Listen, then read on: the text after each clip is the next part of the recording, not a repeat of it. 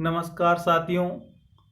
पाश्चात्य राजनीतिक विचारक विषय के तहत पिछले व्याख्यान में हमने अरस्तु के दास्ता संबंधी विचारों का विस्तृत अध्ययन किया था, जिसके तहत हमने अरस्तु के द्वारा बताए गए दास्ता के प्रकार, अरस्तु द्वारा दास्ता संबंधी विचारों का किया गया समर्थन एवं अरस्तु के दास्ता संबंधी विचारों के आलोचनात्मक दृष्टिकोण का अध्ययन किया था। उसी कड़ी के तहत एक अन्य महत्वपूर्ण बिंदु अरस्तु के क्रांति संबंधी विचारों का अध्ययन आज हम इस व्याख्यान में करेंगे। कई बार बीए पाठ तृतीय के वार्षिक परीक्षाओं में यह प्रश्न पूछा जाता है कि अरस्तु के क्रांति संबंधी कारणों एवं उसके समाधान के उपायों का विस्तृत वर्णन कीजिए। तो यह आपके प्रतियोगिता परीक्षाओं एवं वार्षिक परीक्षाओं दोनों ही दृष्टिकोण से बहुत महत्वपूर्ण टॉपिक हैं। अरस्तु का क्रांति संबंधी विचार। अरस्तु ने अपनी पुस्तक पॉलिटिक्स के भाग 5 में क्रांति संबंधी विचारों एवं क्रांति के कारणों का विस्तृत उल्लेख किया है। पॉलिटिक्स पुस्तक के 7वें भाग में उन्होंने क्रांति के समाधान के उपाय विस्तार से बताए हैं। अब यह समझना आवश्यक है कि क्रांति क्या होती है। आखिर कई बार ये शब्द प्रयोग में लिया जाता है और बहुत भारी शब्द हैं ये, लेकिन क्रांति होती क्या है। तो मित्रों, अरस्तु के अनुसार क्रांति शब्द से तात्पर्य है संविधान एवं शासन व्यवस्था में होने वाला परिवर्तन। अरस्तु संविधान एवं शासन व्यवस्था में होने वाले छोटे बड़े परिवर्तन को भी क्रांति की श्रेणी में रखता है। वह कहता है कि संविधान में चाहे आंशिक परिवर्तन हो चाहे पूर्ण परिवर्तन हो, शासन व्यवस्था में चाहे आंशिक परिवर्तन हो चाहे पूर्ण परिवर्तन हो, वह यदि आंदोलन या विरोध प्रदर्शन के माध्यम से होता है तो वह क्रांति की श्रेणी में आएगा। हाँ, शांतिपूर्ण तरीके से भी संविधान एवं शासन व्यवस्था में बहुत से परिवर्तन होते हैं, उनको हम क्रांति की श्रेणी में नहीं रख सकते। लेकिन शासक की इच्छा के विरुद्ध जब कोई परिवर्तन होता है, सकारात्मक परिवर्तन होता है, तो उसे हम क्रांति की श्रेणी में रखते हैं। पहले से स्थापित किसी शासन व्यवस्था के स्थान पर नई शासन व्यवस्था स्थापित करना, जैसे राजतंत्र के स्थान पर निरंकुश तंत्र या कुलीन तंत्र या प्रजातंत्र की स्थापना करना। शासन व्यवस्था में गुणात्मक परिवर्तन के लिए प्रयास करना भी क्रांति की श्रेणी में माना जाएगा। चाहे वह लोक कल्याणकारी राज्य के संबंध में बात हो, चाहे वह जनहितकारी योजनाओं के संबंध में बात हो, चाहे वह शासन व्यवस्था के किसी अंग में परिवर्तन संबंधी बात हो, वे सब क्रांति की श्रेणी में आते हैं। यह अरस्तु के दृष्टिकोण से हम बात कर रहे हैं। अरस्तु के क्रांति के प्रकार। अरस्तु ने अलग अलग शासन व्यवस्थाओं में अध्ययन करके यह पता लगाया कि किन किन शासन व्यवस्थाओं में कितने प्रकार की क्रांतियां हो सकती हैं, और हर शासन व्यवस्था में क्रांति के अलग कारण और उसके अलग समाधान के उपाय अरस्तु ने बताए। इस व्याख्यान में हम क्रांति के कारणों पर प्रकाश डालेंगे। अरस्तु 5 मुख्य प्रकार बताता है क्रांति के, कि क्रांति 5 मुख्य प्रकारों से होती है। और वे 5 जो मुख्य प्रकार हैं जो अरस्तु बताता है, वे हैं, एक तो आंशिक क्रांति और उसके जस्ट विपरीत पूर्ण क्रांति। आंशिक क्रांति का मतलब यह है कि यदि कोई छोटे मोटे परिवर्तन के लिए क्रांति होती है तो उसे आंशिक क्रांति कहते हैं। और यदि समग्र परिवर्तन होता है, आमूलचूल परिवर्तन होता है, तो उसे हम पूर्ण क्रांति की श्रेणी में रखते हैं। दूसरा, रक्तहीन क्रांति या रक्त रंजित क्रांति। रक्तहीन क्रांति बहुत शांतिपूर्ण तरीके से परिवर्तन को कहा जाता है, जैसा कि ब्रिटेन में हुई रक्तहीन क्रांति 1688 में। यह संभवतया विश्व की प्रथम क्रांति भी मानी जाती है, प्रथम बड़ी क्रांति मानी जाती है। ये इसको रक्तहीन क्रांति कहते हैं क्योंकि परिवर्तन शांतिपूर्ण तरीके से हुआ। और रक्त रंजित क्रांति, जैसा फ्रांस में हुआ 1789 में, कि वहां खून खराबा होने के बाद शासन व्यवस्था में परिवर्तन होता है, तो उसे रक्त रंजित क्रांति कहते हैं। तीसरा, व्यक्तिगत क्रांति या सामूहिक क्रांति। ये भी अरस्तु इस पर प्रकाश डालता है कि क्रांति व्यक्तिगत भी हो सकती है और क्रांति सामूहिक भी हो सकती है। यानी बहुत बड़ा तबका भी क्रांति में सहभागी हो सकता है और परिवर्तन चाहता हो, और कुछ लोग या यूं कह दीजिए एक व्यक्ति भी परिवर्तन चाहता है या परिवर्तन करता है, तो उसे व्यक्तिगत क्रांति की श्रेणी में माना जाएगा। किसी वर्ग विशेष के विरुद्ध क्रांति।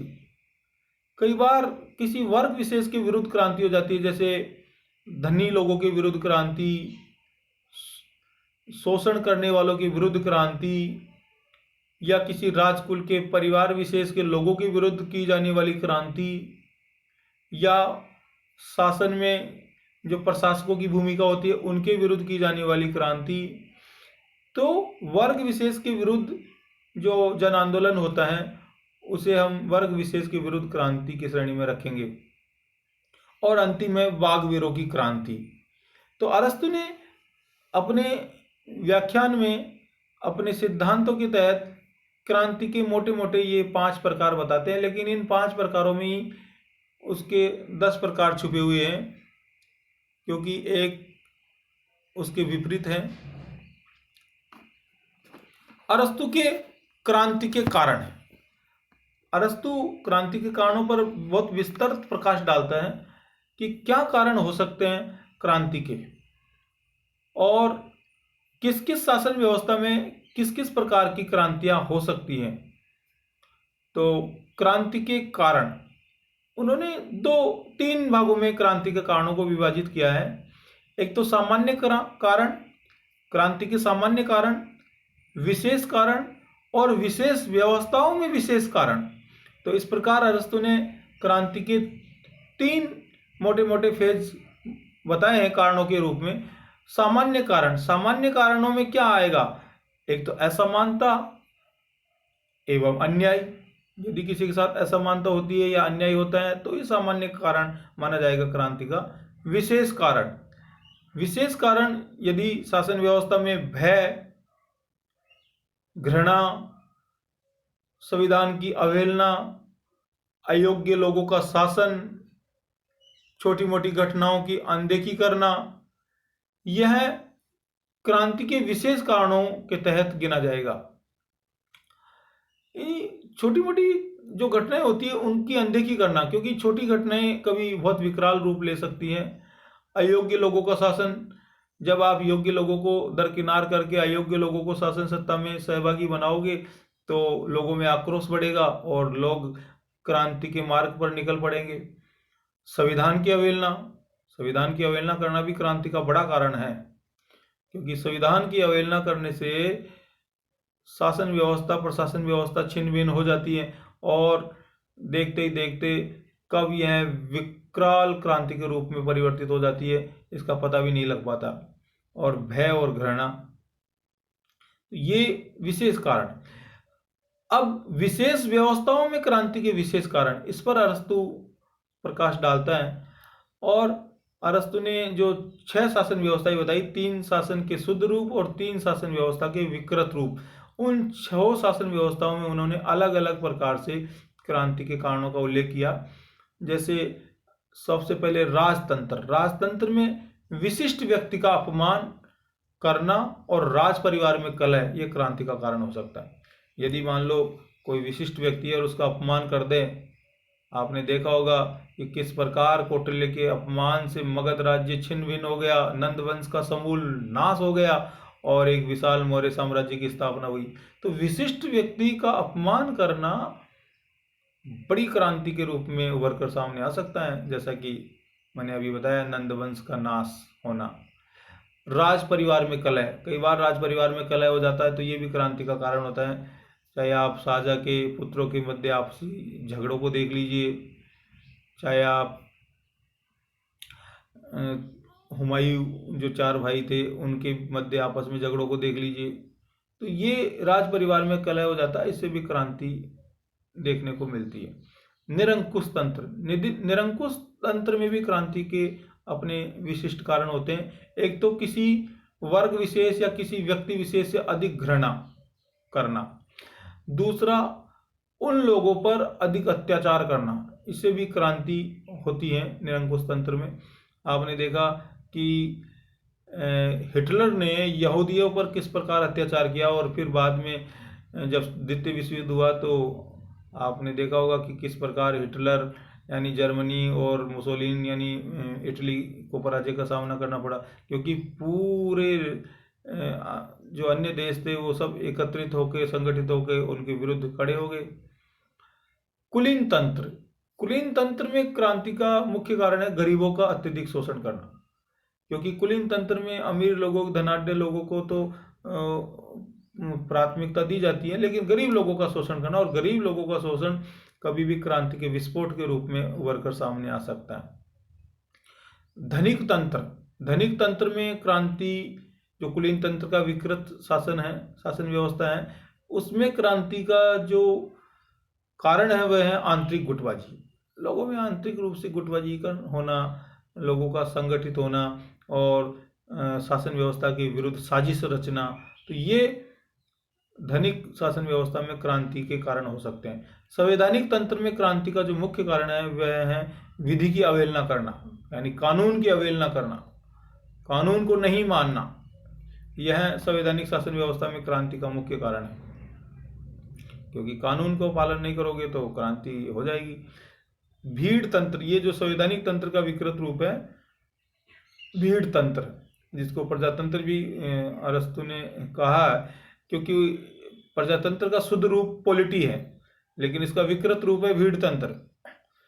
यहाँ ये कहता है कि अयोग्य लोगों का शासन, अगर भीड़ तंत्र में अयोग्य लोग शासन में आ जाएंगे, शासन सत्ता में सहभागी बन जाएंगे और योग्य लोगों को नकार दिया जाएगा, तो देखते ही देखते बहुत बड़ी क्रांति विकराल रूप में हो सकती है, और ऐसा कई बार हुआ भी। इसलिए भीड़ तंत्र में अयोग्य लोगों का शासन क्रांति का मुख्य कारण हो सकता है। तो अरस्तु ने ये क्रांति के कारणों पर विस्तृत प्रकाश डाला और बहुत से कारण अरस्तु ने बताए, और इनके समाधान के उपाय भी अरस्तु बताता है, लेकिन समाधान के उपायों की चर्चा हम अगले व्याख्यान में करेंगे। तो इस प्रकार अरस्तु ने अलग अलग शासन व्यवस्थाओं में अलग अलग कारणों के तहत क्रांति के कारण बताए उन्होंने, कि अलग अलग शासन व्यवस्था में क्रांति के क्या क्या कारण हो सकते हैं और किस प्रकार उनका समाधान किया जा सकता है। ये अरस्तु इस पर विस्तृत बात करते हैं, जो आज भी प्रासंगिक है। सबसे बड़ी बात यह है कि अरस्तु की सिद्धांत 2500 साल पहले, लगभग 2300 साल पूर्व में दिए गए और आज भी उतने ही प्रासंगिक है जितने उस समय प्रासंगिक थे। तो अरस्तु की क्रांति के समाधान के कारणों की हम आगे के व्याख्यान में चर्चा करेंगे। आप सभी लोगों को बहुत बहुत धन्यवाद।